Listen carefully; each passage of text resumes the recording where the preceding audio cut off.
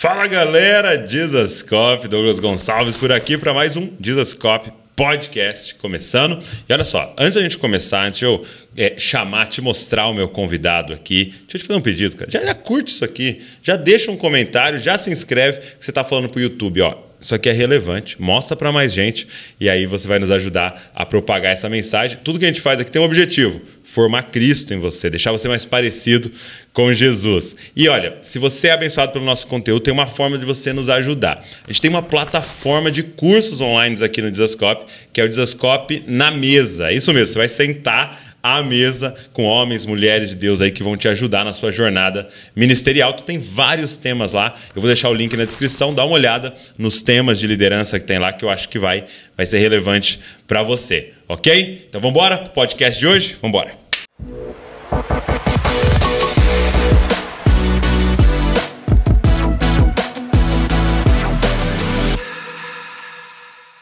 Meu amigo, Vitor Fontana. Que honra. A honra é minha, prazer estar aqui, viu? Poxa, que legal. Desde que o Guilherme veio do Sola, o Guilherme Andrade, né? Sim. Veio. Eu estava para facilitar são dois Guilhermes, né? Não dá nem pra falar Guilherme Sola, né? É o Andrade e a Marino, poxa vida. Que legal. E você serve junto com eles lá, né? Sim. Eu tô com eles lá na Presbiteriana em Alphaville. Que legal. E você nasceu já numa família cristã, já nasceu presbiteriano? Não nasci. Esse é o negócio. Eu nasci predestinado a ser presbiteriano, talvez. Eu nasci numa família batista. Batista. Foi uma coisa assim, a minha família inteira é batista tradicional. Família da minha mãe é batista, a família do meu pai é batista, eles se conheceram na igreja batista, as famílias eram amigas, aquela coisa assim. Uhum. Tenho tio pastor, tio diácono. Quando eu fui para a presbiteriana, na minha família foi uma comoção. Assim. É mesmo? Mais ou menos, mas foi. Assim, uhum. Alguns... mas eles batizam criança lá, como é que é isso? Que história é essa? E assim, no fundo, eu brinco que eu fui para parar na presbiteriana por um motivo muito espiritual. Era perto de casa. Meus pais, eu era adolescente, meus pais frequentavam a Batista do Morumbi. Tá. E a gente morava a 30, 40 minutos de carro sem trânsito. É puxado. Da Batista do Morumbi. E aí eu era adolescente, não dirigia ainda, queria me comprometer mais com a igreja, com as pessoas da igreja. Eu falei, cara, tem uma igreja presbiteriana que é 5, 10 minutos a pé aqui de casa. Nossa. Então, vou ver qual que é.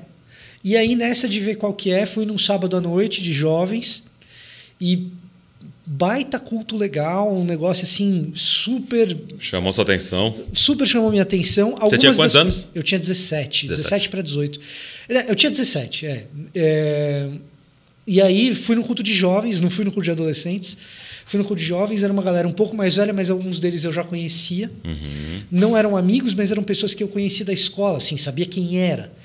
E foram muito acolhedores. Esse acolhimento foi o que me fez ficar. Poxa, que legal. E aí, mas foi só você ou seus pais foram também? Não, aí foi o seguinte, eu fui no sábado à noite, no sábado à noite eles falaram, você tem que vir amanhã, que amanhã, no domingo de manhã, que você vai gostar, vem para a escola dominical. Eu achei aquilo muito esquisito, porque...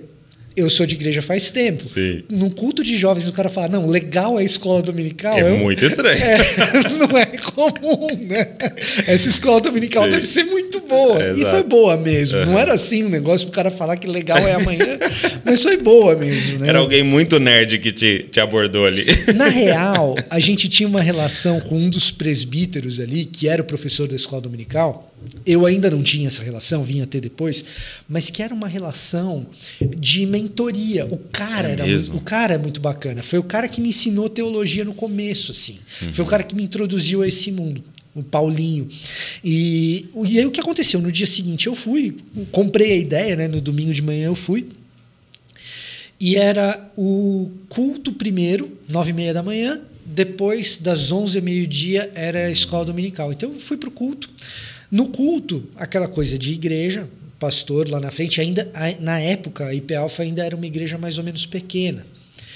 O pastor lá na frente vira, quem está nos visitando pela primeira vez e tal. Eu sentei, eu fui sozinho, sem meus pais, até avisei, né? Falei, hoje vocês vão lá no Morumbi, eu vou aqui do lado e tal. pastor virou e falou, olha, quem está aqui pela primeira vez pode levantar, falar o nome, de onde veio e tal. E eu sentei do lado de 2 dos caras que eu tinha conhecido no dia anterior e tal. E eu levantei, é o normal, eu sou de igreja, eu não fico constrangido. Exatamente, eu não sou o tipo... Estou acostumado a ser humilhado. Exatamente. Normal, né? Levantei, e nisso que eu levantei, eu ouvi os 2 conversando entre si do meu lado, sentados, né, falando baixo um com o outro. Um virou pro outro e falou assim, olha lá, o cara levantou, ele acha que é visitante ainda, fizemos alguma coisa de errado. Brother, aquilo ali foi... porque eu estava vindo de um contexto de mega igreja, que ninguém sabia quem eu era, para onde eu ia. Entendi. Amo a Batista do Morumbi, um ministério... É uma igreja grande. Um ministério que me ajudou muito. O fato de ter crescido ouvindo as pregações do Ari Veloso, que era um pregador de primeiríssima linha, também me ajudou de modo formativo na minha fé, no meu jeito de elaborar as coisas, no meu jeito de falar, inclusive. Então, eu sou muito grato ao Ministério da Batista do Morumbi, mas o fato é que, naquele contexto, dentro da minha realidade, eu entrava lá como um desconhecido e saía de lá como um desconhecido. E para um adolescente entrando na fase de jovem, isso é uma parada que faz diferença. Pertencimento, né? Sensação de pertencimento, grupo, tal. E aí quando o cara fala, fizemos alguma coisa de errado, o cara ainda se sente visitante. Com um culto. Com um culto, né? Falou meio brincando, mas assim, aquilo ali me ganhou. E esse cara virou meu padrinho de casamento depois. É mesmo? Esse cara que falou isso virou meu padrinho de casamento depois. Mas essa situação toda falou, não, eu vou ficar. Eu não estava muito preocupado com diferença de doutrina na época, qual que é a diferença de presbiteriano, de batista, de assembleiano. O que eu sabia que tinha ali uma igreja de gente que estava a fim de aprender. Depois eu fui na aula com um presbítero que dava aula muito bem, e gente que estava a fim de amar Jesus Cristo, e gente que me recebeu, que me acolheu, e que para mim aquilo, daquele jeito, naquela intensidade, era uma novidade. Para mim aquilo, daquele jeito, naquela intensidade, era uma novidade num ambiente de igreja. Eu tinha esse acolhimento na minha galera do futebol, eu tinha esse acolhimento em alguns amigos da escola, mas na igreja eu não tinha experimentado aquilo ainda. É doido isso, porque quando você olha o ID, né, Mateus 28, 18, vão e façam discípulos, né? Então, é muito claro ali um discípulo de Jesus, então, claramente você vai apresentar essa pessoa a Cristo, né? Dizer para ela, vamos começar a seguir Jesus, mas na sequência ele fala, e batiza eles, né? E esse batizar, é possível a gente ter um olhar assim, né? De tipo, integra ele na comunidade. Perfeitamente, porque, é isso. Batiza em nome do Pai, então agora ele é irmão agora. Batiza em nome do Filho, agora ele é um membro do Cristo, né? E batiza em nome do Espírito, agora ele é uma pedra viva nessa morada. Então, eu brinco com os caras assim, é o ritual para entrar na gangue, entendeu? Mas perfeito. Então, esse fato de tipo, apresenta ele para Jesus, mas apresenta ele para a igreja. Faz ele se sentir parte daquilo ali. E tem uma história, o Francis Chan conta que quando ele liderava a primeira igreja lá, que era uma mega church, né? Ele, um cara que era de uma gangue da cidade, aceitou Jesus. Ele aceitou Jesus tal, e eles tiveram a honra de batizar o cara, né? Sim. Então, no batismo do cara foi um negócio assim, o cara que era da gangue lá tal, foi batizado, né? E aí ele falou que passou depois do batismo, assim, passou meses, o cara sumiu. Não foi mais para a igreja e tal. E aí, um dia ele andando na rua, encontra o cara. Fala, cara, você sumiu, você estava na igreja e tal. Aí ele falou assim, poxa, eu dei uma decepcionada e tal. Ele, mas por que aconteceu tal? Ele falou, não, porque eu batizei, né? E eu tinha entendido. Eu quero fazer parte disso aqui. E eu entendi que o batismo era o caminho de eu fazer parte dali. Aí eu batizei, entendeu? Mas não, eu comecei a perceber que na gangue eles eram mais fiel um ao outro do que ali. Tá. É duro, né? É difícil a gente... E aí ele usa isso para falar disso. Cara, entendeu? A gente precisa parar e pensar isso que você está falando, né? De tipo, cara, como é que a gente faz para ter isso, né? Esse lance da gangue, na gangue eu sentia mais esse acolhimento, essa conexão. Era o meu lance com o futebol e com a galera que eu jogava bola. Então, eu não fui um adolescente problema, mas eu fui um adolescente que não gostava muito de igreja, porque a igreja era no domingo, e domingo era o meu dia de jogar bola com os meus amigos, entendeu? Eu dia de jogo. Eu queria jogar bola, cara. Eu queria jogar bola. E aqueles caras da bola eram... Truta demais. Era o cara que morava na rua de trás e que é meu amigo até hoje, entendeu? Era isso. Sim. Né? Agora, esse lance que você falou do acolhimento do batismo, eu acho que é uma parada que falta muito de compreensão no nosso esquema de discipulado, eu acho. Entendi. A parada que eu vejo, que eu experimentei na vida, tanto antes de virar presbiteriano, mas depois também, é que às vezes a galera acha que o discipulado é uma parada assim, é um conteúdo programático. Não sei se você já passou por isso, Douglas, mas assim... Entendi. Às vezes eu tenho a impressão que... É um livrinho, né? É um livrinho, exato. É um conjunto de coisas que você tem que aprender. Embora tenha um conjunto de coisas que você tem que aprender, lá no texto que você citou, né, o imperativo é fazer discípulos. E aí tem os particípios, né, são os verbos que estão conectados. Nesse caso, eles são modais, que é você fala, fazer discípulos como? Batizando em nome do Pai, em nome do Pai, do Filho e do Espírito Santo. E aí tem a parte do ensino, ensinando, mas não é ensinando o que Jesus ensinou, ensinando a obedecer. Você não ensina a obedecer com conteúdo programático, com livrinho. Você ensina a obedecer fazendo o cara parte da comunidade andando junto com o sujeito. Por imitação, né? Jesus copy. Pegou, né? Pegou. Mas é mensagem subliminar. Mas é essa parada. Isso. E isso aqui dá trabalho, cara. Só que, assim, e você tem que ser de verdade, né? Porque dá para ensinar teologia sendo ateu. Essa é outra parada. Né? Dá para o conteúdo dá. Exato. O conteúdo dá. Agora, ensinar devoção a Cristo. É pior, Douglas. Eu vou falar uma outra parada. É possível você ensinar teologia acreditando num outro evangelho, num evangelho concorrente, num evangelho que não é o evangelho de verdade. E aí parece, porque o ateu, você vai ouvir o que o cara tem a dizer. Vou sentar aqui na faculdade e eu vou ouvir o professor de história falar do antigo Israel e o cara é ateu. Você sabe que ele é ateu. Sim. Você está ligado qual que é o lance. Agora, o maluco que vem com um evangelho diferente daquele que o Novo Testamento prega pra gente, um outro evangelho, um evangelho concorrente, ele parece. Entendi. E aí você falou uma parada de ser de verdade. Se a gente não tem assim um termômetro bom de caminhada cristã e sermos parecidos com Cristo, imitar a Cristo, se a gente não sabe bem como liderança, como igreja, quem Cristo é, o que ele diz, o que o Evangelho diz a respeito dele, a gente vai ter muita dificuldade em olhar para esses falsos mestres que existem. Eles estão no meio da igreja, infelizmente estão. Né? A gente vai ter muita dificuldade em identificá-los. Sim. Porque às vezes o cara vem como uma parada que parece. Olha, parece. A galera que foi lá falar uma bobagem para a igreja na Galácia, que motivou Paulo a escrever uma carta bem bravinho e tal. Bem bravinho, sacanagem com Paulo. Mas ele foi bem direto. Mas ele não conseguiu nem fazer uma introdução fofa ali. Né? Exato. Na jugular. Mas essa galera, assim, o que Paulo fica surpreso, que ele escreve lá, me surpreende que eu fui aí, ensinei vocês e tão rápido. Tão rápido. Vocês estão seguindo uma outra parada. Só que essa outra parada era de uma galera que parecia séria. Entendeu? Então, essa caminhada, esse jeito da gente saber identificar, fulano é manso, fulano é pacificador. Eu olho para o Sermão do Monte, eu vejo naquela pessoa as características de alguém que é pobre em espírito, de alguém que é humilde. Eu consigo ver as características de Cristo ali. Aí a gente está falando de discipulado de verdade.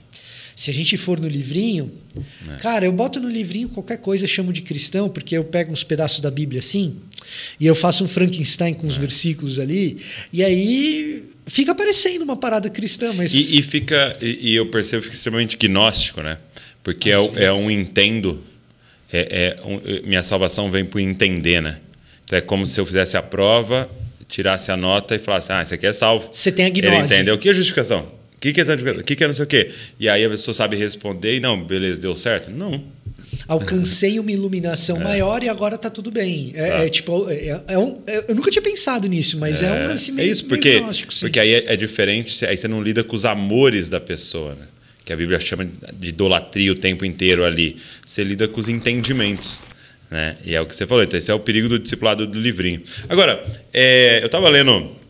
Sempre a minha equipe faz uma pesquisa sobre o meu convidado, assim, né? Antecedentes criminais e tal. É uma boa. Tem gente muito boa e muito perigosa. E eu estava vendo que você formou jornalismo, né? Como é que foi sua decisão de fazer jornalismo? Assim... Como que foi a minha decisão de fazer jornalismo? Isso é um negócio interessante, porque eu desisti da faculdade de economia. Você ia fazer economia? Eu fiz um ano. Eu fiz um ano e saí. Eu fiz um ano e saí. Aí eu prestei vestibular para economia de novo. Eu fiz um ano no IBMEC e falei... Então você não gostou da instituição? A princípio eu achava que era isso, mas assim, quando eu fiz vestibular de novo, eu falei assim, cara, todo mundo fala que eu escrevo bem, vou me inscrever aqui no jornalismo também, entendeu? Foi meio que assim. Uhum. E aí eu prestei vestibular para economia em algumas faculdades, para jornalismo em outra. Em uma só que eu prestei jornalismo, né? Aí quando eu passei em economia, passei em jornalismo, aí fui conversar com meu pai. Falei, pai, o que você faria no meu lugar? Né? Aí a gente conversando, tá, a gente chegou à conclusão, não, eu acho que com as habilidades que você tem, jornalismo vai ser melhor para você. E ali eu estava já começando a sacar que eu tinha um chamado para a vida ministerial. É mesmo? Quantos anos? 19? 19 para 20, isso daí. Né? E o que eu...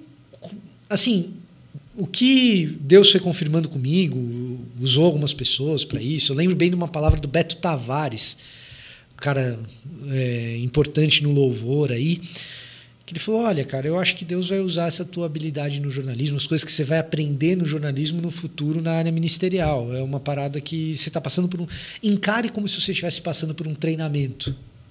E foi isso que aconteceu, na real. Eu fiz a faculdade de jornalismo e fui trabalhar em redação, normal. Uhum. Você trabalhou na UOL ou não? Eu trabalhei no Terra, eu trabalhei no UOL, eu trabalhei no Metro, o jornal do Grupo Bandeirantes. Legal. Né? E aí, na redação, eu ficava assim, caraca, velho, a vida de jornalismo, para eu fazer seminário não dá, é impossível. Porque não tem horário, né? Não tem... Os horários, exatamente. Aliás, isso é uma parada. Você tem jornalista na tua igreja... Se você tem jornalista que está na tua igreja e que ele trabalha em redação, pastoreia esse cara. Esse cara precisa de capelania. Porque vai ter domingo que ele gostaria de estar lá com você. Ele não está porque ele está trampando, não é porque ele não quer. Sim. Vai ter domingo que ele gostaria de estar lá aos seus pés na escola dominical, ele teria de estar lá nos seus pés ouvindo a tua pregação. Ele não está porque ele não pode. Uhum. Pastoreia esse cara. A gente reclama muito da mídia, mas a gente também não pastoreia os nossos jornalistas, cara. Né? Então... Forte isso. No Brasil, a gente teria que ir atrás dos nossos jornalistas. Né? Exato. Mas assim... E essa comunicação entre igreja e jornalismo, ela é uma comunicação muito delicada, cara. Ela é muito cheia de tensões, sabe? Então, se você tem jornalista na tua igreja, pastoreia esse cara. Pastoreia e não o incentive a sair da redação, porque depois a gente vai reclamar que nas redações não tem cristão. Percebe? Então, esse é um lance. Mas eu falava assim, cara, como é que eu vou fazer seminário trabalhando em redação? Não tem como, porque os dias são totalmente malucos, os horários também dependem da pauta que você vai cobrir. Só por curiosidade, assim, como é que funciona? Você tem um diretor e chega uma notícia urgente lá e aí... Como é que era o seu trabalho? Assim? Então, te chega o negócio mastigado, você tem que produzir um texto? Depende muito do tipo de mídia que você está. Né? Tá. A dinâmica varia se você está em internet, se você está em jornal impresso, se você está em... Vou falar das experiências que eu tive, que foi internet, jornal impresso e televisão. Né? Essas três coisas variam muito, mas o lance é o seguinte. Geralmente, o que é comum nessas áreas? Se você é um repórter, você vai fazer o que te mandam fazer. Muitas vezes você descobre no dia. Muitas vezes você sabe no dia anterior. E quando tem uma notícia doida, se você for bom, quando, caiu um prédio, aquilo lá, se você for bom, é você que vai estar encarregado desse bagulho. Geralmente, quando acontecem as piores coisas, o cara que é bom sai do que ele estava fazendo e entra um cara ruim para fazer o que ele estava fazendo e ele vai cuidar da emergência. Basicamente, ruim, inexperiente, não necessariamente ruim, né? Mas novo, inexperiente e tal. Geralmente funciona assim. Quando você sai da reportagem e se torna um editor, que foi o que eu fiz a maior parte da minha carreira na redação, aí você é responsável por descobrir quais são as pautas para entregar para os repórteres. Né? Aí é uma outra parada. Você chega no jornal de manhã cedo, vai sentar com os outros editores, com o editor-chefe, diretor de redação, vai ter uma reunião de pauta, as pessoas dão as ideias, o cara fala, olha, no meu caderno, caderno de economia aqui, hoje tem reunião do Copom, vai decidir a taxa de juros, na capa eu vou colocar esse negócio, lá, e ali daquela reunião surgem as pautas que a gente vai entregar para os repórteres. Basicamente é esse treco que a gente faz. E é tudo muito rápido, né? Muito rápido, Douglas, muito rápido. O cara tem que fechar para imprimir. Assim, no caso de jornal impresso, você tem que fechar mais ou menos umas 8 da noite para sair no dia seguinte, assim, né? Uau. Só que para fechar 8 da noite, o que acontece? O meu repórter tem que estar com a matéria para mim 5 da tarde, para eu poder olhar a matéria dele, encaixar certinho no espaço da diagramação, ler para ver se... Né? Exato. Ortográfica. Exato. Tem um revisor que vai fazer ortográfico, mas eu vou fazer a correção. Tipo, será que esse cara abriu a notícia do jeito certo? Será que ele está puxando pelo principal tema? Será que ele, o editor tem que ter essa sensibilidade? Às vezes, num espaço de 15 minutos. Meu Deus. É doideira. Mas e aí? Porque eu vi que você foi então estudar fora do país. Sim. Né? Fazer teologia fora do país. Fui fazer o mestrado lá. Foi onde que você foi? Eu fui para a Flórida. Fui fazer Trinity International University. Tá. A Trinity ela tem um campus em Deerfield, em Illinois, do ladinho de Chicago, que é o campus principal. E eles têm um campus pequenininho na Flórida, que foi onde eu fui fazer meu mestrado. Então você deixou jornalismo? Eu deixei um pouco antes, porque o que aconteceu foi o seguinte, eu ficava orando, né? Pô, eu preciso do emprego que dê para eu fazer seminário, cara. Não, eu ficava orando. A minha esposa, então, minha namorada, ela também falava, se você tem esse chamado, você está postergando essa parada. Porque eu entendo, tal, você está numa fase aí de treinamento e tal, não sei o quê, mas você tem que decidir isso daí logo. Senão você vai perder o bonde da história. E aí, ficava orando e tal. E aí um brother meu me fez uma proposta de emprego para eu ir trabalhar num lugar que era CLT, 40 horas por semana, entra e sai no horário certinho, do lado do Seminário Servo de Cristo. Aí eu falei, é agora, né? Aí eu fui fazer o Seminário Servo de Cristo, depois eu fui fazer o mestrado fora. E aí você ficou quanto tempo fora? Eu fiquei 3 anos lá. Voltei faz um ano. Voltou faz um ano? Voltei. Estou aqui no Brasil faz um ano. E aí você voltou já para trabalhar na IP Alpha? Voltei já trabalhando na IP Alpha. E aí você... O período que eu fiquei lá, eu ainda fiquei vinculado à IP Alpha. Né? Ainda a igreja me ajudou, inclusive, nesse período. Então, assim, eu nunca deixei de estar vinculado à IP Alpha. Mas antes de você ir, você já estava trabalhando na igreja? Antes de eu ir, eu já estava trabalhando na igreja. Legal. Sim. Então, você foi já para se preparar mais ainda. Isso, exatamente. Poxa, exatamente. Que legal. E lá você estudou o quê? Então, lá eu fiz um curso de Novo Testamento e Missiologia. Ele é um curso que, assim, ele aborda as duas coisas. Né? E por que você decidiu por esse curso? Olha, tem alguns motivos, assim. Talvez um pouco de preguiça de ir para a exegese propriamente dita. Não, e na real, eu vou te falar assim, tem um monte de motivos, Douglas, mas assim, o meu desejo nem era ir para a Flórida inicialmente. A gente acabou indo por uma questão de conciliação do que tinha meu de projeto de estudo com o que tinha de projeto de vida profissional da minha esposa. Então, a Flórida ficou um bom meio termo para essas coisas. E aí, dentro dos programas oferecidos ali na Flórida pela Trinity, esse daí foi o que me atraiu mais. Entendi. Né? Agora, se eu tivesse, por exemplo, em Deerfield, talvez eu tivesse feito outra coisa. Entendi. Né? Agora, isso é um negócio interessante. Tá? Muitas vezes a gente perde grandes oportunidades porque a gente idealiza determinadas coisas em vez de fazer aquilo que é possível. Detalhezinho, né? Exatamente. Em vez de fazer aquilo que é possível. E na vida acadêmica, em especial, assim, eu quero estudar teologia. Cara, os caminhos e os rumos, eles são tão amplos. Tem tantas oportunidades e dá para mudar de rota no meio do caminho tantas vezes. Sim. Que assim, e às vezes eu vejo algumas pessoas com ideia muito fixa e tal, e deixa de aproveitar algumas boas oportunidades por causa disso.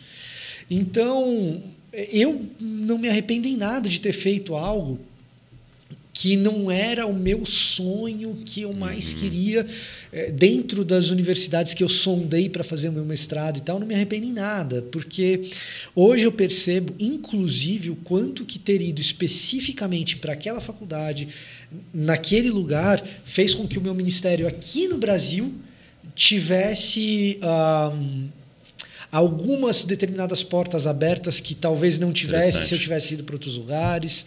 Então, o quanto isso me ajudou aqui no Brasil e as pessoas que eu conheci ali onde eu conheci, eu não teria...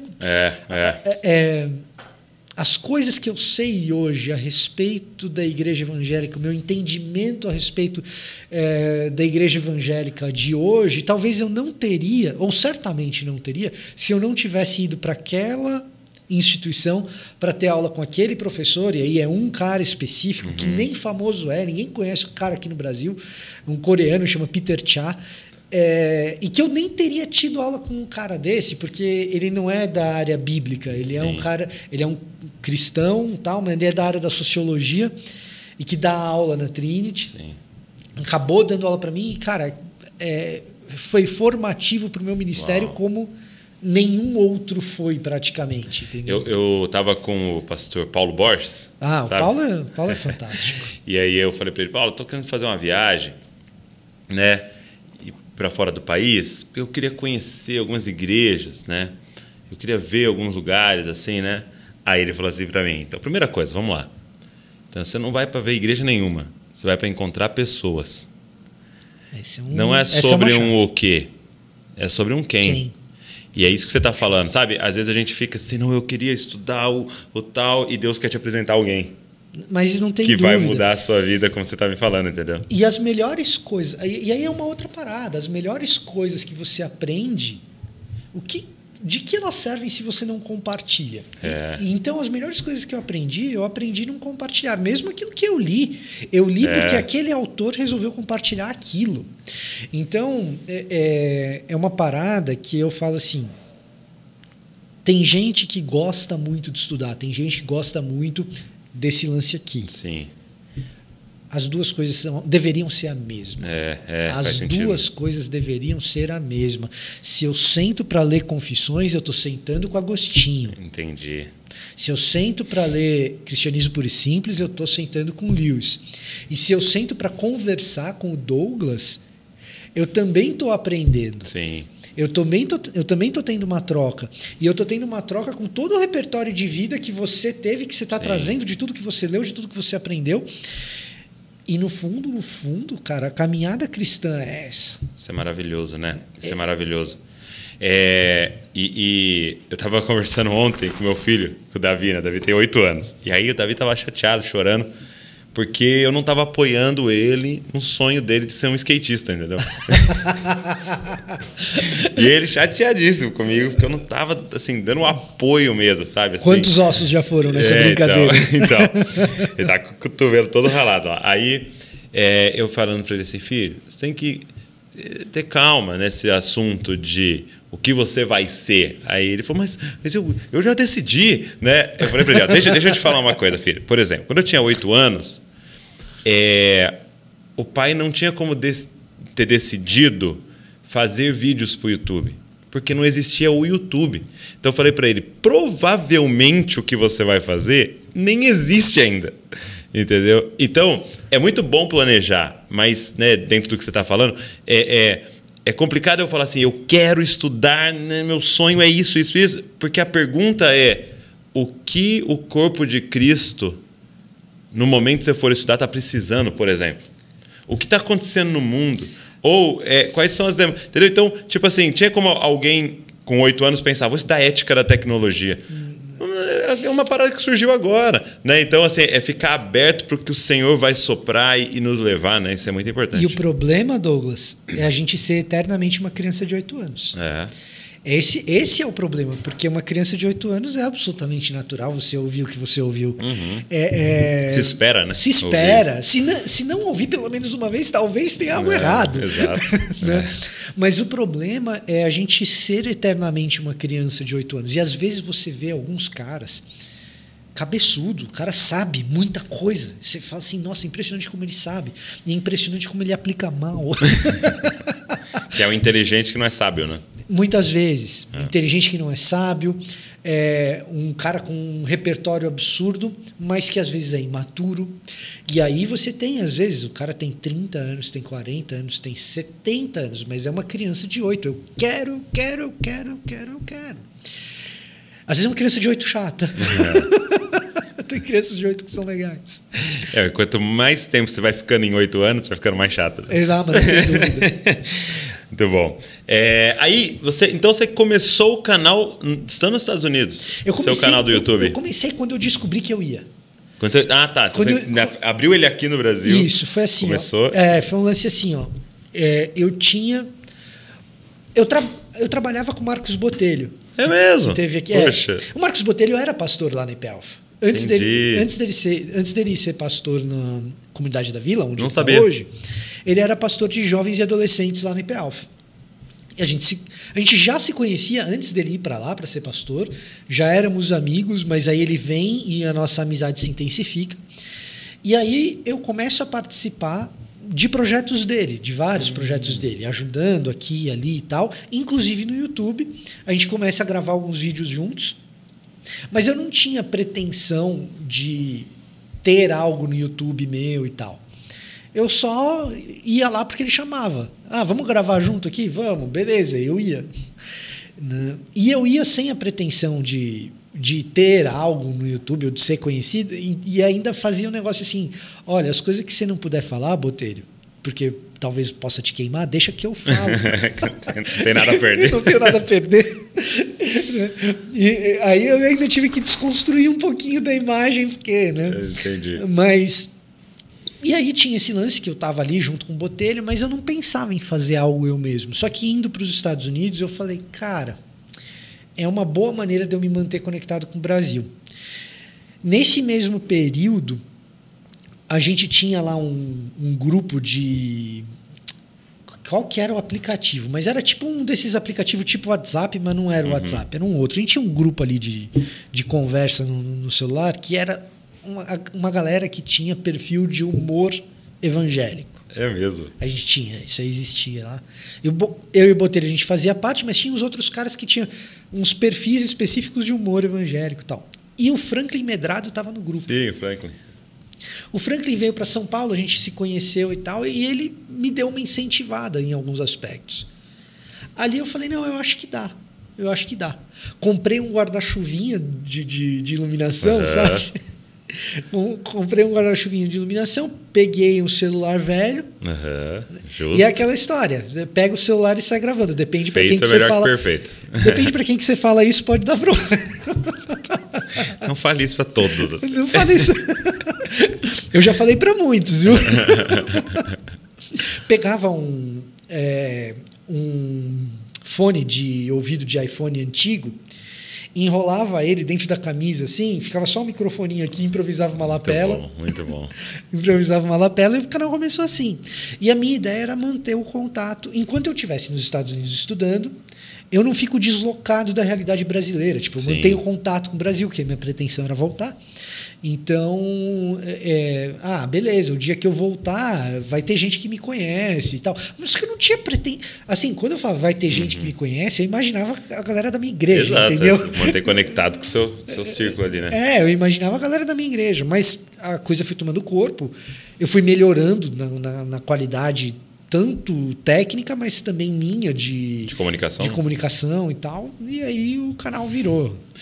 Na faculdade de jornalismo, você teve algumas aulas que te ajudaram nessa questão? O que eu sempre falo é o seguinte: a melhor escola do mundo para quem quer se comunicar chama-se rádio. Ah, é? Ah, mas não tem dúvida. Porque o rádio te joga em fogueira. A televisão ela é muito roteirizadinha, né? Hoje em dia, talvez na faculdade de jornalismo já tenha alguma coisa voltada para o digital. Uhum. Eu nem sei como está o currículo do jornalismo hoje. Uhum. Mas assim, a televisão ela é muito roteirizadinha. Entendi. O rádio, ele te joga nas fogueiras. É mais do improviso. Tem um pouco mais e você tem o tempo muito restrito. Então você aprende a ser mais objetivo, embora você já tenha percebido que eu não sou tanto, eu vou lá, volto, pego, não até. Mas assim, você aprende a respeitar tempo, você aprende a ter uma dicção melhor, porque a pessoa não vai ver a tua boca. Tem muita coisa, o rádio te ensina. Eu tive o privilégio de fazer faculdade num lugar onde rádio era prática. Então, a aula de rádio era no estúdio. Olha. Né? Então, isso daí é formativo. E eu fui, na época que eu estava no Terra, eu fui trabalhar no Terra TV, então eu fazia televisão ali. E eu fazia transmissão da NBA. Você está com o boné do Boston Celtics, eu fiz uma final de Boston Celtics e Los Angeles Lakers. É mesmo? Meu Deus. O Lakers levou aquela. Mas eu era comentarista de NBA do Terra TV na época. Que legal. Na época eu fazia os comentários. Quem transmitia, quem era o narrador era o Hamilton Rodrigues, que hoje deve estar nos canais Disney. Ele estava na Fox. Ele tá na ESPN. Ele estava na Fox, aí quando teve a fusão tal, tá no... Que legal. Poxa, não sabia. Então você entende até um pouco desse mundo também da NBA, do basquete. Ah, sim. Porque tem que estudar, né? Então, o que aconteceu? Quando eu estava na faculdade de jornalismo, eu criei, junto com alguns colegas, eu criei um site só de cobertura de basquete e a gente fornecia o conteúdo de basquete do UOL na época. Que legal. A gente criou um site e aí isso daí que me credenciou. Qual era o nome? Playoff.com.br. Que bacana. E aí a gente fazia o conteúdo de basquete do UOL e aí o Terra, concorrente, me chamou para fazer os comentários de NBA na transmissão. Eu acho que foi a primeira transmissão de Sport TV streaming que a gente teve no Brasil acho que foi essa no Terra TV na época, que foi em 2011, 2009, 2010. Muito bom. E você escreveu um livro, eu estava vendo, ou participou da escrita de um livro, 95 teses do mundo gospel. É do mundo gospel? 95 mentiras do mundo gospel. Mentiras, perdão. Não. Então, isso daí é porque é o 95 para fazer uma referência às teses, 95 né? teses de Lutero, exatamente. Mas é 95 mentiras do mundo gospel. Isso daí é daquelas paradas de quando eu trabalhava junto com o Botelho. Isso que eu ia te perguntar, era da época do Botelho? E que eu... E aí eu tinha um lance de assim, Botelho, de novo, o que você quiser falar que você não pode porque vai queimar teu filme, deixa comigo. E aí a gente fez isso daí na época. Um pouco era uma brincadeira com a celebração de 500 anos da Reforma. Né? Um pouco era uma brincadeira com a celebração de 500 anos da Reforma. A gente fala assim, beleza, o que a gente precisa reformar hoje? E aí foi colaborativo. A gente lançou na internet para quem quisesse contribuir. E aí? Qual é a mentira do mundo gospel que contam aí no teu contexto? Entendi. Se a gente fosse escrever para pregar na porta da igreja, o que seria hoje? O que seria hoje? Então tinha muita coisa. Crente com promessa não morre. Entendi. Coisas que eu descobri até porque os caras mandaram. Eu nem sabia que alguém falava, entendeu? Mas assim, é um livrinho bem humorado, no fundo. Eu não sei se eu faria ele hoje, da maneira como ele está, para ser muito honesto. E eu te explico por quê. Eu acho que da maneira como a gente fez, da maneira como a gente ficou, nada que está escrito ali eu deixaria de escrever. Nada que está escrito ali eu deixaria de escrever. Mas a ênfase eu acho que não está legal. Por quê? A gente ainda não tinha vivido, quando a gente montou esse treco, esse avivamento, vamos dizer assim, entre aspas, da galera reformada muito radical. Então, o que acontece? Você pega aquele livro ali, não tem nenhuma mentira dos reformados. Então... só bate um lado. Aí não pode, pô. Tem que... Bater em todo mundo. Não é. Em mim mesmo para começar. Exato. Entendi. Muito bom. Cara, assim, você hoje trabalha com toda essa parte de ensino, né, lá na IP Alpha. Você se formou, fez seminário e tal. Para a galera hoje que, tipo assim, sonha em fazer um seminário, sonha em estudar teologia, em servir na igreja, vamos dizer assim, nesse ministério do mestre, né, nessa sua jornada, assim, olhando para trás, o que você daria de conselhos e dicas para alguém que gostaria de se inserir, entrar nisso que você faz hoje? Cara, tem algumas coisas... Conselhos de faça isso e não faça isso. Tem algumas coisas que eu acho importantes. A primeira delas é assim, não menospreze a disciplina. Que sentido? Você vai precisar ter disciplina para fazer coisas que você não quer fazer. O que acontece? O cara fala, vou para o ministério, vou estudar, vai ser maravilhoso. Você já deve ter passado por isso com gente em evento, assim, o cara chega, vai no acampamento, vai no retiro, ele fica 3 dias no retiro, o retiro é maravilhoso. Sim. E ele acha que a vida de ministério dele vai ser aquilo, né? Ele olha, se eu me dedicar exclusivamente... Se eu gostei disso aqui... Se eu gostei disso daqui, a vida que é sempre estar no ministério deve ser sempre isso daqui, deve ser incrível. E a vida de ministério, ela envolve você fazer muita coisa que você não quer fazer. Porque a vida de discipulado envolve você fazer muita coisa que você não quer fazer. Vamos ser honestos aqui. Amar quem ninguém quer amar, que é o que a gente foi comissionado todos para fazer, não só quem vai para o ministério, mas amar quem ninguém quer amar, é uma coisa que a gente não quer fazer. Sim. E dentro do ministério tem um monte dessas coisas, um monte. Então, assim, não menospreze a disciplina. Tem coisas que não é assim, orgânico, vai fluir natural. Cara, não vai fluir naturalmente dentro de você o desejo de acordar às 5 horas da manhã, porque você tem que estudar grego e estudar hebraico, e para isso caber no seu dia, você vai ter que estudar cedo, você vai ter que acordar tão cedo. Isso não vai fluir naturalmente de dentro de você. Não é assim que funciona. Então... não menospreze a disciplina, é a primeiríssima coisa. Você precisa de disciplina. Não, mas o meu tipo de ministério não envolve o grego e o hebraico. Tudo bem, foi um exemplo. Sim. Mas vai ter muitas outras coisas. Vai ter outras coisas, entendeu? Vai ter outras coisas. Então, assim, não menospreze o valor da disciplina, da organização. Entre uma mente brilhante e uma mente organizada, eu vou com o cara, para trabalhar comigo, eu vou com o cara da mente organizada 10 vezes. Entendi. Se é para escolher entre um e outro. Uhum. E aí eu vou falar a segunda coisa. Não menospreze o valor de uma boa vida emocional. Por quê? Porque talvez a tua desorganização não seja preguiça. Talvez a tua dificuldade com disciplina não seja vagabundagem. Pode ser que você tenha uma questão para resolver.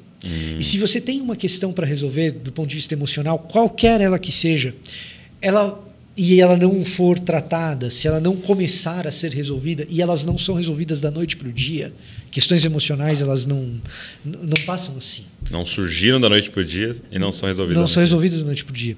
Se você tiver uma dessas, alguma você tem. Alguma você tem.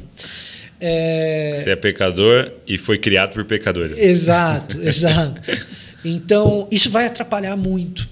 Então, assim, tem uma vida emocional em dia. Isso não é fácil. Não estou dizendo que é. De maneira nenhuma estou dizendo que é. Justamente porque eu sei que não é que eu estou dando o alerta. É justamente porque eu sei que não é que eu estou dando o alerta. Terceira coisa, aí sim, você tem disciplina, você tem uma vida devocional, uma vida emocional em dia. Aí sim eu vou falar uma coisa para você.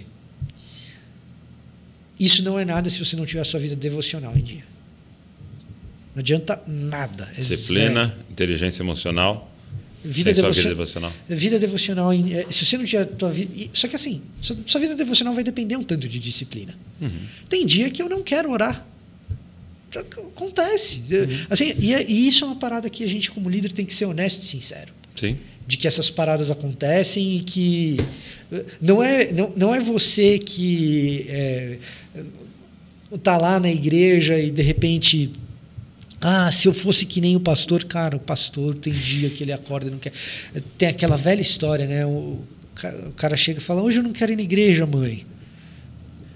Você tem que acordar para ir na igreja, filho. Não, hoje eu não quero ir na igreja, mãe. Não, você tem que ir hoje, filho. Mas mãe, eu não quero. Filho, você é o pastor e hoje você prega. Tipo isso. Então, o pastor, o teólogo, eles passam por essas crises também, igualzinho. Sim. E disciplina, vida emocional em dia, vida devocional,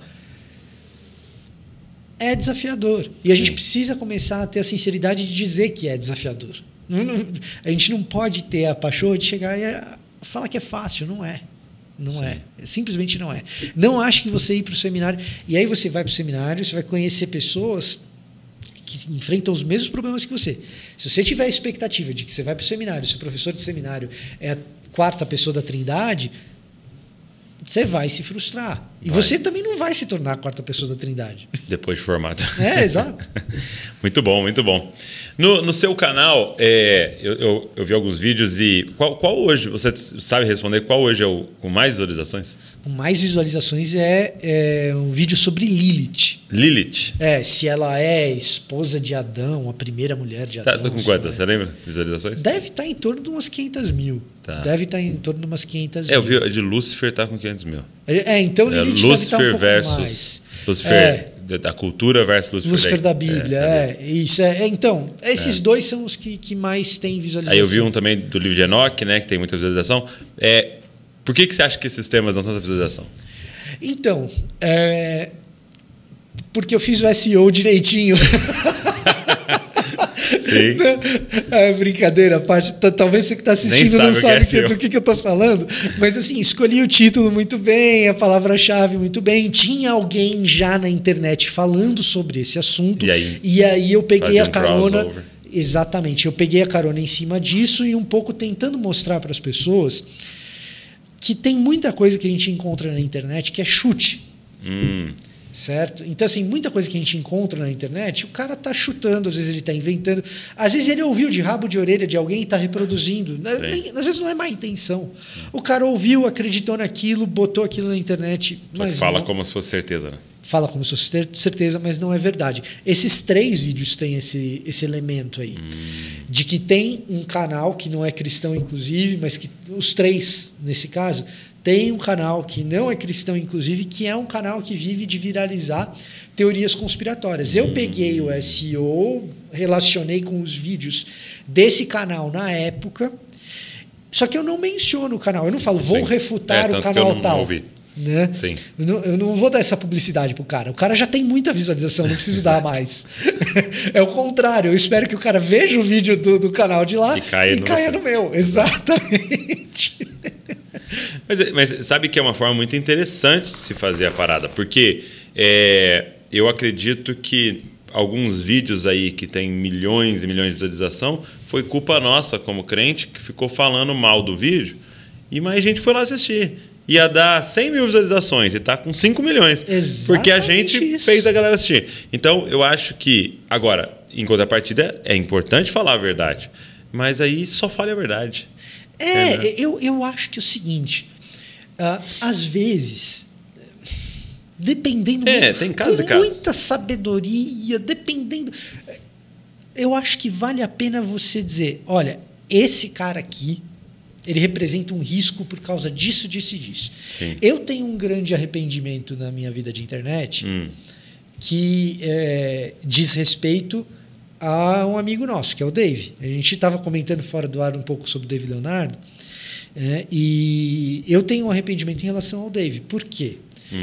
Quando o Dave fez a famosa pregação dele que rendeu lá...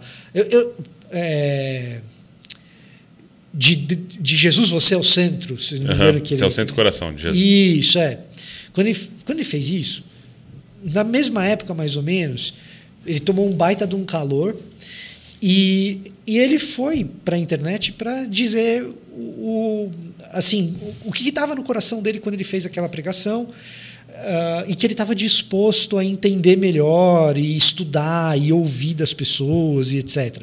Quando ele fez esse segundo vídeo dizendo que ele estava disposto a entender melhor e ouvir as pessoas, eu falei, não, beleza.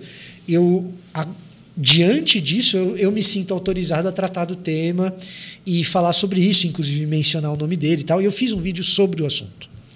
e explicando teologicamente alguns dos problemas que levam a gente a fazer uma declaração ou outra nesse sentido.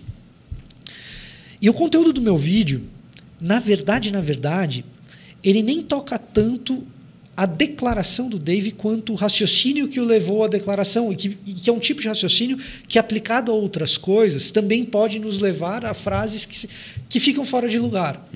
E que podem gerar esse tipo de mal-entendido ou de confusão. Eu estava falando no vídeo sobre silogismos, e como esses silogismos, às vezes, quando a gente começa a ter muito raciocínio, isso leva a isso, que leva aquilo outro, quanto mais você vai fazendo o silogismo, mais distante do texto você vai ficando. O vídeo fala sobre isso, Douglas. E o que acontece? Depois que eu lancei o meu vídeo, por causa desse mesmo assunto, houve uma segunda caçada virtual ao Dave. Houve um segundo momento que teve um cancelamento por causa do mesmo assunto. O negócio já tinha morrido, já tinha... Né? Entendi. Você meio que ressuscitou um assunto. Não fui eu que ressuscitei, mas aconteceu de novo. Eu não esperava que iam... Né? É o único vídeo que eu tirei e-mail do ar. É o único vídeo. Nem tem esse vídeo? Nem tem. Hoje, se você procurar, ele está no privado. Eu não deletei, mas ele está lá no privado. Né? Mas o que acontece?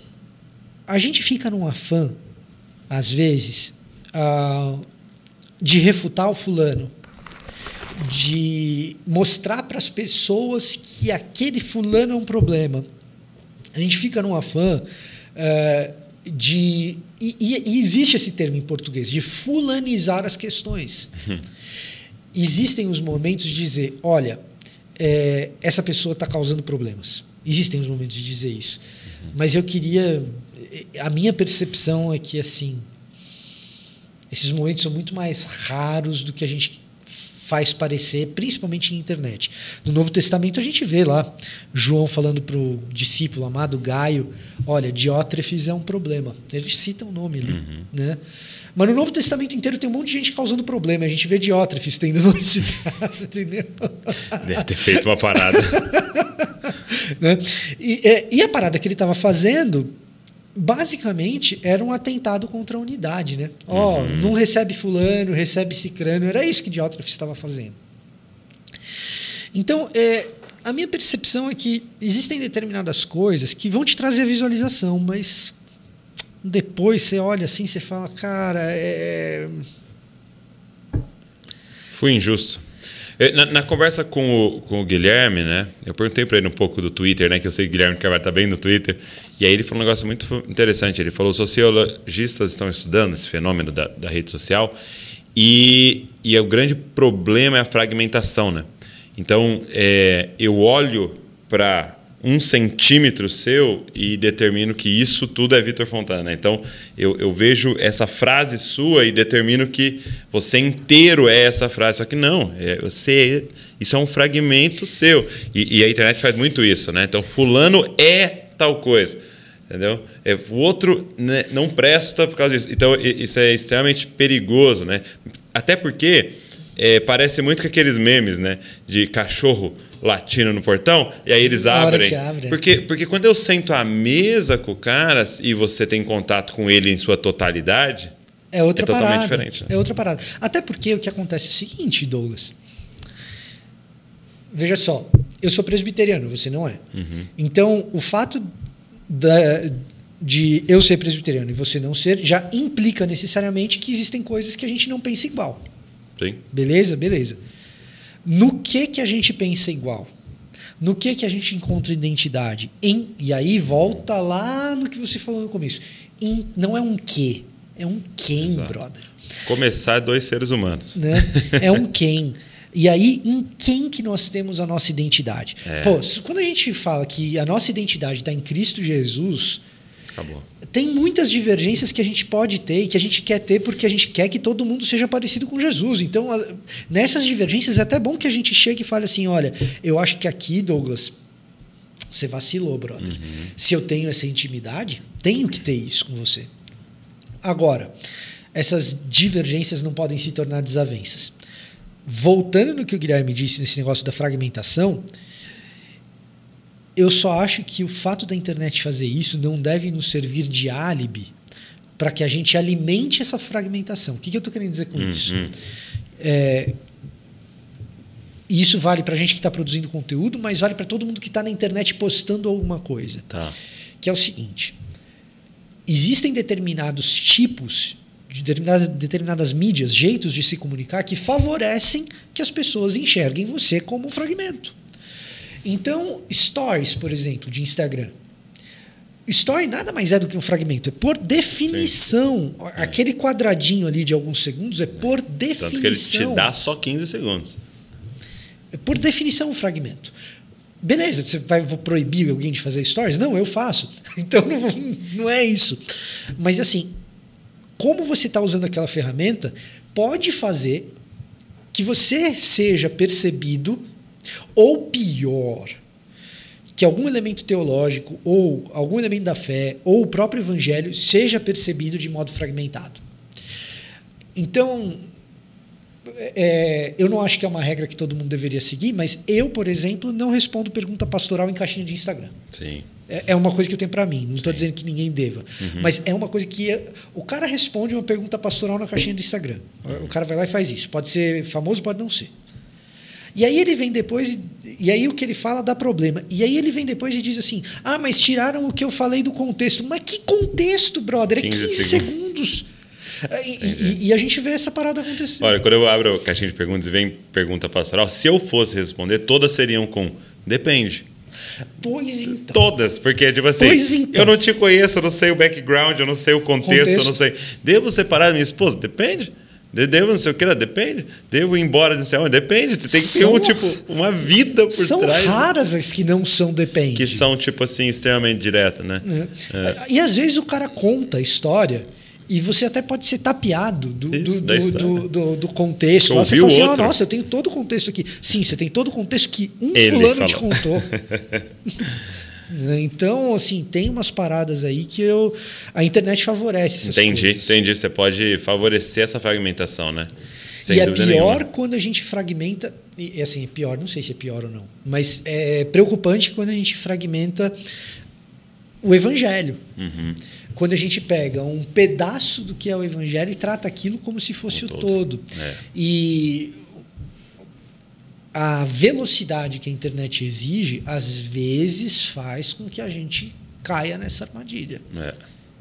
É verdade. São as tentações das redes sociais que eu acho que é muito importante essa reflexão para a gente poder navegar nela como um meio, né, da propagação do evangelho. Agora, hoje, assim, qual é a parada que você mais curte ensinar, comunicar, assim, né? E muitas vezes aquilo que a gente mais curte nem dá views, né? Mas qual que é a parada assim que hoje queima no seu coração? Então, eu tenho gostado muito, e assim, é uma parada que é recente para mim e vai parecer contraditório com o que eu acabei de dizer. Tá? Mas assim, eu tenho gostado muito de fazer as pessoas pegarem um pouco mais de intimidade com a Bíblia por meio dos vídeos curtos do YouTube, do TikTok e do Intimidade com a Bíblia. Eu tenho tentado fazer com que as pessoas entendam algumas sutilezas da beleza do texto bíblico ali nos Reels, no TikTok, no Instagram. Às vezes eu vou mostrar um trechinho de poesia. Às vezes eu vou mostrar uma narrativazinha curta, pequena, e tentar mostrar para a pessoa: olha, o que o autor estava querendo ao te mostrar essa narrativa era te mostrar esse treco um pouco mais amplo. E para fazer isso em 1 minuto é tenso. Mas eu estou conseguindo, eu estou feliz, porque eu não achava que dava. Sim. Então isso aí foi uma coisa que me deu uma revigorada. Assim. Falei, cara, tá legal de fazer isso. Sim. Tá legal de mostrar essas coisas e tal. Tem aí uma série aí que eu vou fazer agora sobre Jesus, só de videozinhos curtos sobre Jesus, que eu acho que vale a pena assim, fazer, tem valido a pena para mim, eu tenho gostado. Eu nem sei se vai dar visualização, se não vai, mas eu tenho gostado de fazer a pesquisa, eu tenho gostado de fazer a gravação, até a edição, que é um treco que eu odeio, eu tenho gostado de fazer. Então... É tipo como se fosse aperitivos? É uma parada assim. Que a pessoa fala, quero mais isso daí. É uma parada assim. Ela experimenta. Ela dá uma experimentada e fala, nossa, não tinha parado para pensar desse jeito.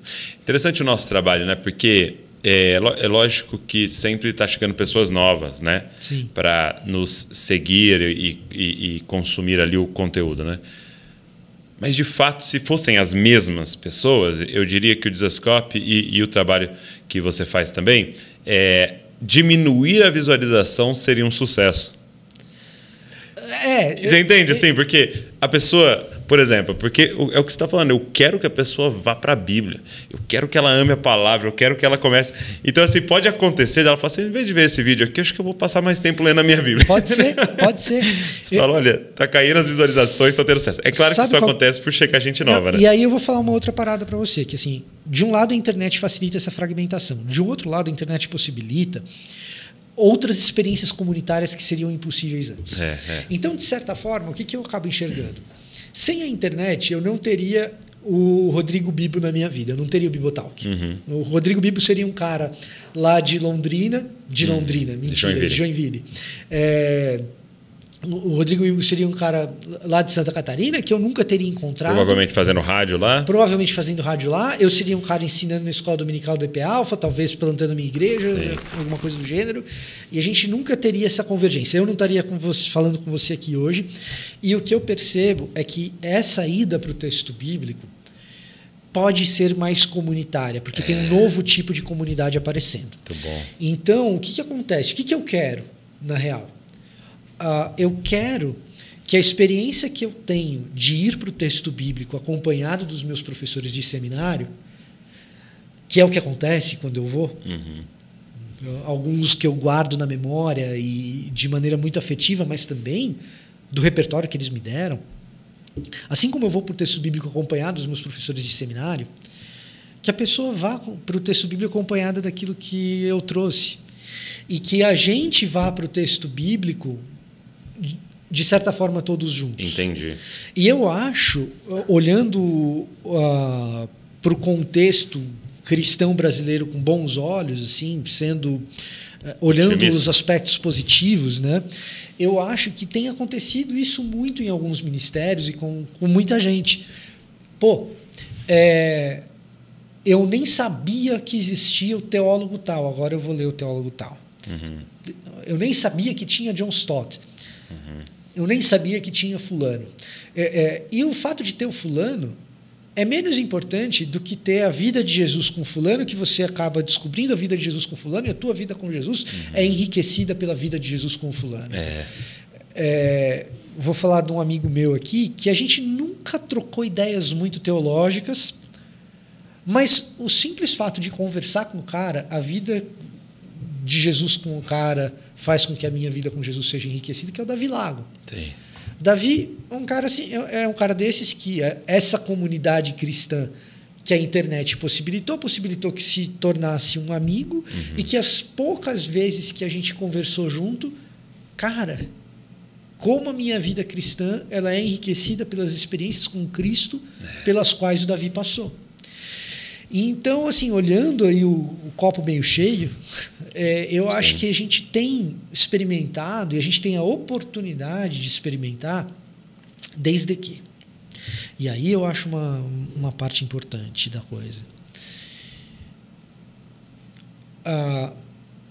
Vou fazer até jabá. E é chato, é chato fazer jabá na parte espiritual da parada, mas vou fazer mesmo. Desde que aconteça essa história da gente ter a mesma mentalidade em Cristo que a gente vê em Filipenses 2, que é o tema do livro que eu escrevo com o Bibo, com o Cacau, o pessoal do Botalk pela Mundo Cristão. É a nova mentalidade. Você faz parte também? Eu faço parte também. Não sabia. Eu faço parte também. Que demais. Então, se a gente tem a mesma mentalidade, como que essa mesma mentalidade de Filipenses 2 começa? A gente esvaziando de si mesmo, tá ligado? Isso aí precisa acontecer. Eu preciso sair do meu ego, eu preciso sair daquilo que eu sou, de me achar muito importante, para eu sentar à mesa. Aí eu faço o jabá de outra, mais da parada do Dizascope. Justo. Né? Mas para a gente sentar à mesa e assim, não importa por onde eu passei, quem eu sou, quem foram os meus mestres, acesso a que eu tive, qual foi o meu passado, quão glorioso ou grandioso que foi, se é que foi, porque geralmente não é, mas não importa o que isso aconteceu, eu venho despido de tudo isso porque eu tenho certeza de que a experiência da pessoa que está à mesa comigo com Cristo vai enriquecer a minha experiência com Cristo. É isso que tem que acontecer. E para essa comunidade evangélica da internet funcionar, e essas amizades acontecerem, e essas intimidades acontecerem, o que precisa acontecer em primeiro lugar é isso. Entendi. Não tem um cara... Eu estava conversando com outro amigo nosso em comum e ele estava falando das frustrações dele com alguns figurões do cristianismo. Não deveria existir figurão do cristianismo. O figurão do cristianismo é Jesus. Fim. Ponto final. É isso que é figurão. Figurão do cristianismo é Jesus. Ponto final. Se a gente tem algum figurão é porque a gente tomou alguma rota equivocada no meio do caminho. Não, tem que voltar lá atrás. Exatamente. Muito bom, muito bom. Pô, que legal. Nova mentalidade. Eu acho que você não tem uma aí, né? Não, assim, ó, vou falar um negócio. Amo o mundo cristão. Mas eu ainda tô sem o meu exemplar. Mundo cristão. Mas já fica a dica aqui para vocês. Deve dar para chegar. Vou ver se a galera da edição coloca na tela aí por nova mentalidade. Aliás, pelo que eu tô sabendo, acho que vai chegar um exemplar para você também. Opa, então daqui a pouco eu ponho nos stories. Pelo menos é o que me disseram. Mas deixa eu te fazer uma pergunta que eu gosto de fazer para meus convidados. 3 livros que marcaram a sua história que você indicaria para a galera que está nos ouvindo, nos assistindo? 3 livros que marcaram a minha história. Tá. Crime e Castigo, mas não o do Dostoiévski, o do Zwenir Ventura. Crime e Castigo. Tá. É um livro-reportagem, aí é o meu lado jornalista, né? É um livro-reportagem sobre a história do assassinato do Chico Mendes. Então, vale a pena ler para entender um pedaço de Brasil que a gente que é urbano geralmente não pega, não vê, não entende. E é uma baita de uma reportagem, uma baita de uma história que humaniza uma série de coisas que a gente vê na notícia. Então, eu acho que é um treco... Então, quem é o autor? É o Zwenir Ventura. Ele é um jornalista que fez muito sucesso na década de 90. Tá. Esse livro me marcou muito. E é um livro excelente. Outro livro que me marcou demais foi A Mensagem de Efésios do Stott, que é um comentário. O que aconteceu? E por que esse livro, para mim, é uma história pessoal que eu tenho com ele. Eu fui dar uma aula de escola dominical, eu era moleque. Esse mesmo cara que me mentoreou, o Paulinho, o presbítero lá, num determinado momento, eu ainda era novão, ele virou para mim e falou: olha, você vai dar aula na escola dominical. É mesmo? Ele falou: se você precisar de ajuda, me chama. Daí diz aí. E aí eu fui ver o que eu tinha de livro em casa. Na época não tinha internet como tem hoje. Eu fui ver o que eu tinha de livro em casa. E minha mãe tinha presenteado o meu avô com a Mensagem de Efésios do Stott. E esse livro estava em casa porque meu avô tinha falecido. Então a biblioteca dele veio para a casa dos meus pais. Né? E aí o que eu ia ensinar era em Efésios. E aí eu fui, a Mensagem de Efésios, eu vou ensinar um negócio em Efésios, beleza, vou pegar aqui. Eu não sabia que existia comentário bíblico, foi o primeiro. Uau. Foi o primeiro, eu não sabia que comentário bíblico existia. E aquilo ali foi um negócio assim... Porque eu já tinha lido muito livro cristão. Muito livro cristão, mas um livro que explicava um livro da Bíblia, eu não sabia que isso existia. E aquilo ali para mim foi apaixonante. Eu falei, cara, é esse bagulho que eu quero fazer da vida. Isso é maravilhoso, né? É esse treco, é explicar a Bíblia. Se um dia eu souber a Bíblia a ponto de poder explicar, igual esse cara está explicando, é o que eu quero fazer da vida. Nossa, então foi um momento de contato com o seu propósito. Foi, total. Eu li aquilo, eu li a introdução, eu nem era assim o comentário do versículo específico. Eu li a introdução, que ele vai tratar do autor, da ocasião e tudo mais. E aí foi uma parada assim, nossa, quando o pastor fala que o contexto é tal, é tipo essa parada aqui. É daqui que é a fonte, velho. Achei! Olha só, sem vergonha, tava aqui. Sem vergonha não, mas assim... eu sei o que você quis dizer, mas assim, foi uma parada assim, caraca, mano, é daqui que eu tenho que ter outros iguais a esse.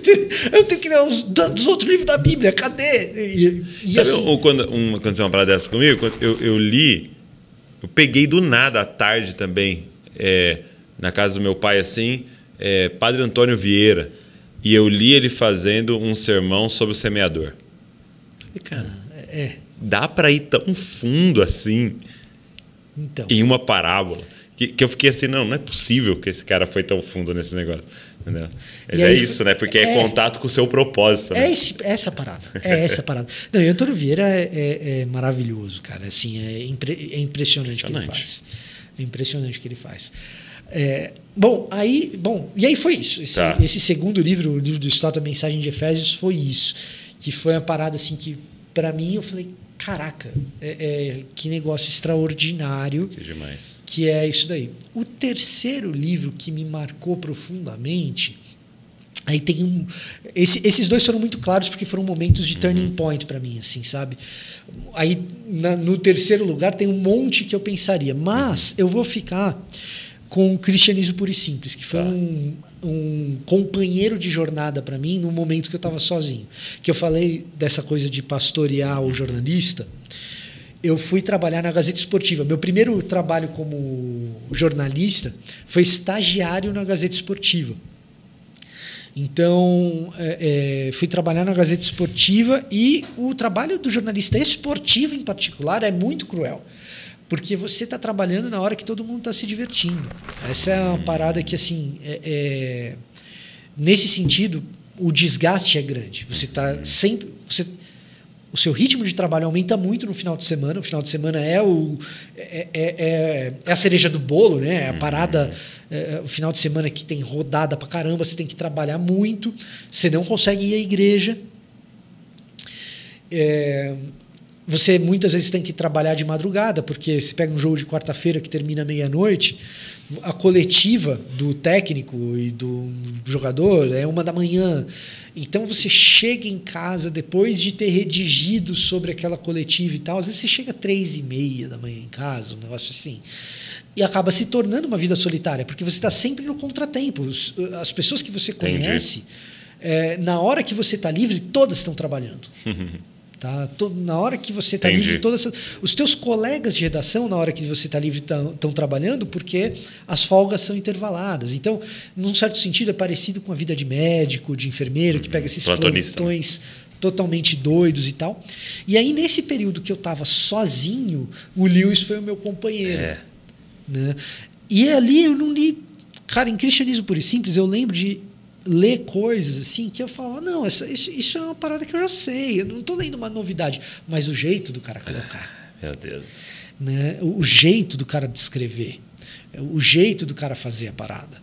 Então, eu diria que esses três, eu acho que são 3 livros na formação do caráter cristão.